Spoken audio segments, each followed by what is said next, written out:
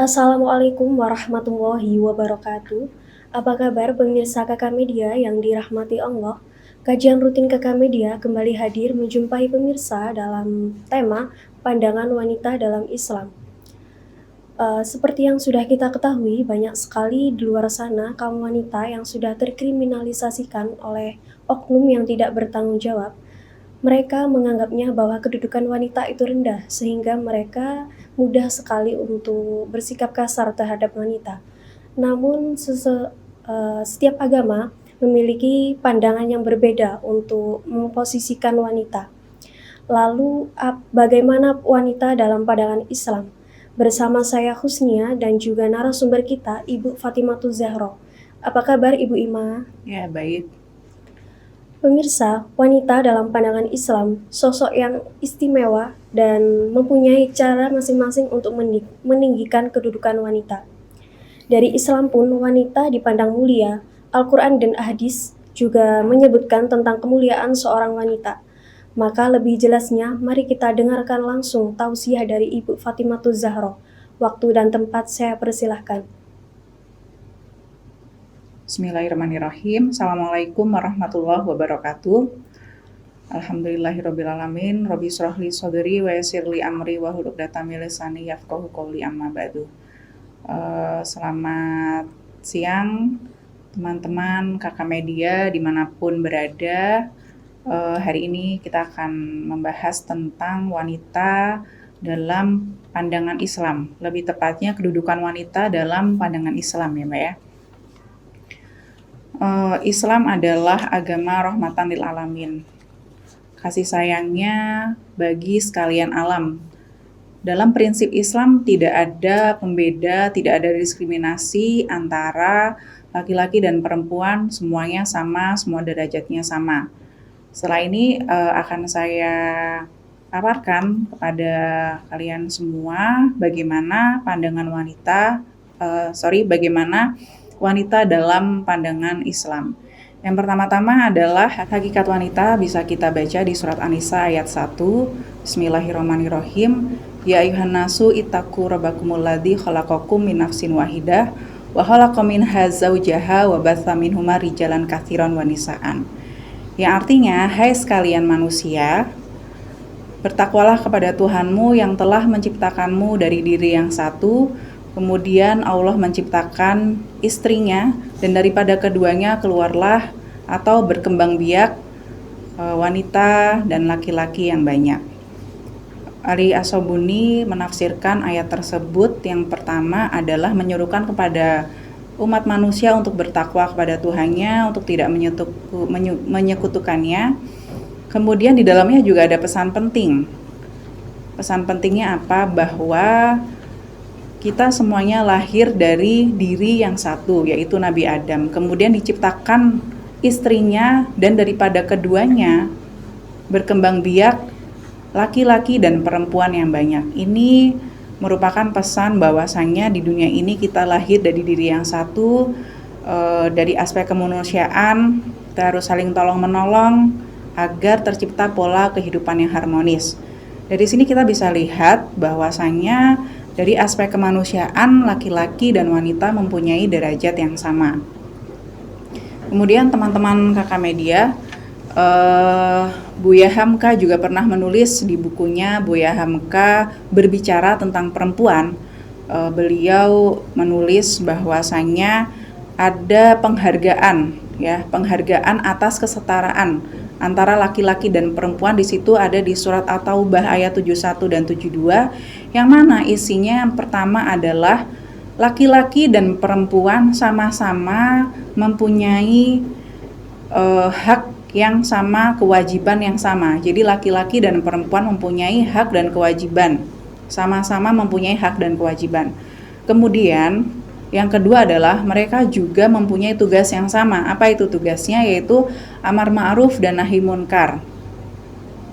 Nah, kedua tugas itu suka duka beragama ditanggung bersama. Tidak ada perbedaan antara laki-laki dan perempuan. Juga kemuliaan kepada wanita, derajat untuk wanita, yaitu Allah menitipkan rahim di tubuh seorang wanita, yang mana dari rahim tersebut akan ada keturunan penerus bangsa. Dan ini ya ditafsirkan oleh Imam Qurtubi, ya ditafsirkan oleh Imam Qurtubi bahwasanya sebelumnya ada hadis ketika Rasulullah ditanya kepada sahabatnya, siapa yang harus aku patuhi terlebih dahulu. Yang pertama adalah ibumu. Kemudian ditanya lagi, lalu siapa? Kedua, ibumu lagi. Yang ketiga dijawab siapa lagi? Ibumu, baru ayahmu.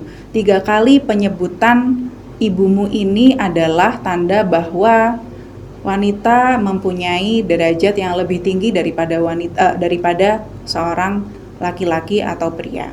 Kemudian dalam aspek sejarah menuliskan bahwa dahulu pada zaman pra-Islam ya, pada zaman pra-Islam wanita itu dijadikan warisan. Jadi ketika suaminya meninggal, wanita ini bisa diwariskan oleh saudaranya, diwariskan kepada putranya, ya. Kemudian Islam datang, kemudian merubah konstruksi sosial yang ada pada saat itu. Jadi ini tanda bahwa Islam sangat menjunjung harkat dan martabat wanita.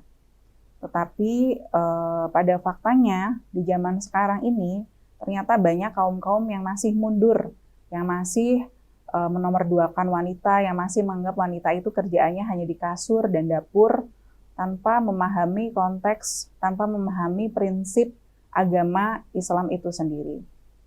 Teman-teman kakak media dimanapun berada, mungkin itu yang kami sampaikan untuk materi wanita, kedudukan wanita dalam pandangan Islam. Terima kasih. Wassalamualaikum warahmatullahi wabarakatuh. Oke, untuk pemirsa kakak media yang dirahmati Allah, untuk mengenai wanita dalam pandangan Islam, bagaimana nih Bu untuk menjadi wanita yang solehah? Jadi wanita yang solehah, menurut saya menjadi wanita solehah itu adalah menjadi wanita yang smart, ya. Smart di sini maksudnya bagaimana? Maksudnya di sini adalah pintar. Ketika dia pintar, dia bisa tahu bagaimana batasan-batasan untuk dirinya, apa yang harus dilakukan, apa yang harus dijalani dalam kehidupannya sesuai dengan syariat Islam, ya. Dan juga dia tidak segan-segan ya untuk meraih mimpinya, ya, untuk berkarir, karena di Islam tidak ada pembeda, pembeda antara laki-laki dan perempuan, ya, kecuali dari hal-hal biologisnya, ya. Nah, itu tadi, wanita soleh adalah wanita yang smart, yang mampu mengetahui batasan-batasan dirinya, ya, yang mampu melangkah maju ke depan, ya. Kemudian dia melakukan berjalan di kehidupannya sesuai dengan syariat Islam, ya. Tetapi juga seiring dengan berjalannya dia syariat Islam, dia juga tidak segan untuk menggapai mimpinya. Jadi maju terus tetapi tetap syar'i, begitu. Itu wanita solehah menurut saya. Jadi smart dan aware, peduli dengan dirinya, menjaga harkat martabatnya, itu tadi dengan menjaga dirinya sesuai dengan syariat Islam, gitu. Nah, untuk surat At-Taubah yang katanya wanita sama laki-laki itu hal sama kedudukannya, apakah wanita dapat melakukan segala hal layaknya pria? Ya, bisa di beberapa hal, namun juga tidak bisa di beberapa hal. Contohnya dalam hal pendidikan, wanita bisa pendidikan, ya, menempuh pendidikan setinggi-tingginya sama dengan laki-laki. Dalam hal misalnya berpolitik juga ada diaman, ya, pemimpin wanita juga ada, ya. Tidak ada halangan untuk kita berkarya, ya, produktif seperti laki-laki. Nah, kemudian yang tidak bisa apa ini gitu? Tidak bisa misalnya menjadi laki-laki itu, ya. Tentu saja kita beda kan ya Mbak ya dengan laki-laki. Nah, yang tidak bisa disamakan atau melakukan hal yang dilakukan oleh laki-laki ya tidak bisa menjadi laki-laki, ya. Menjadi seorang ayah, menjadi seorang suami, peran ayah, peran suami itu wanita tidak bisa. Dan wanita juga tidak bisa kalau misalnya ingin memperbanyak keturunan, ya, tanpa laki-laki, itu nggak bisa. Jadi ini hal-hal yang tidak bisa digantikan, ya. Sama, semuanya sama dalam hal pendidikan, sama, boleh sekolah setinggi-tingginya, berkarya setinggi-tingginya, maju ke depan ranah politik dan lain-lain. Tapi kan ada hal-hal yang yaitu tadi, ada hal-hal yang sebagai wanita kita tidak bisa melakukannya begitu. Itu mungkin jawaban dari saya.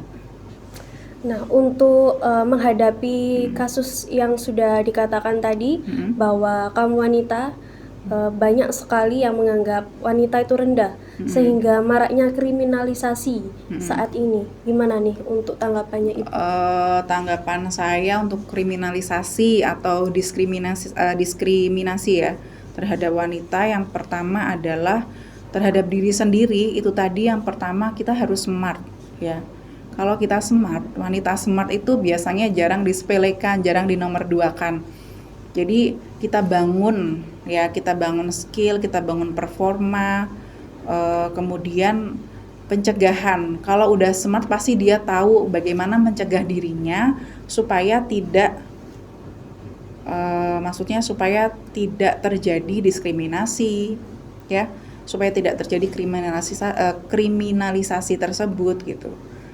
Dan yang kedua adalah bentuk support kita terhadap sesama wanita. Wanita itu butuh support, apalagi kalau sudah terjadi pasti ada korban diskriminasi, korban kekerasan ya. Adalah bentuk support kita. Di Indonesia bentuk supportnya mungkin terbentuk adalah Komnas HAM ya, Komnas Perempuan ya. Terus kemudian di Indonesia juga ada Undang-Undang Nomor 23 Tahun 2004 Pencegahan Kekerasan dalam Rumah Tangga. Ini merupakan support kepada para korban ya, untuk selalu survive ya. Itu mungkin ya Mbak ya. Oke, itu tadi penjelasan dari Ibu Fatimatu Zahro mengenai bagaimana sih menjadi wanita yang solehah. Nah, untuk Ibu Ima, ada yang pesan-kesan untuk disampaikan untuk pemirsa KK Media?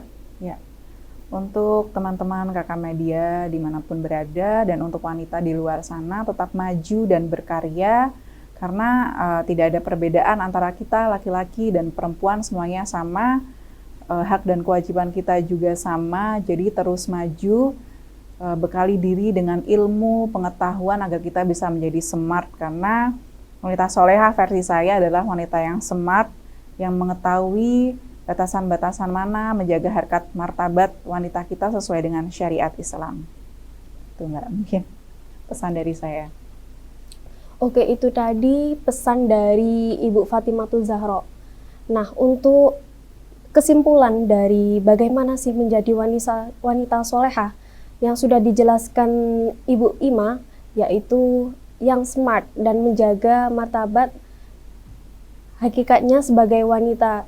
Soalnya biasanya kan wanita yang solehah dan smart itu pasti tahu ya Bu batasannya. Betul. Baik pemirsa kajian rutin KK Media yang dirahmati Allah, itu tadi tausiah dari Ibu Ima mengenai wanita dalam pandangan Islam yang sudah disampaikan tadi mengenai laki-laki dan wanita kedudukannya sama, dan juga poin-poin penting tips untuk menjadi wanita yang solehah, yaitu wanita yang smart dan juga wanita yang mempunyai harta martabatnya dan juga menjalankan kehidupannya sesuai syariat agama Islam. Tetap saksikan kajian rutin KK Media, Media Kampus IAIN Kediri. Saya Husnia dan juga segenap kru yang bertugas pamit undur diri. Wassalamualaikum warahmatullahi wabarakatuh.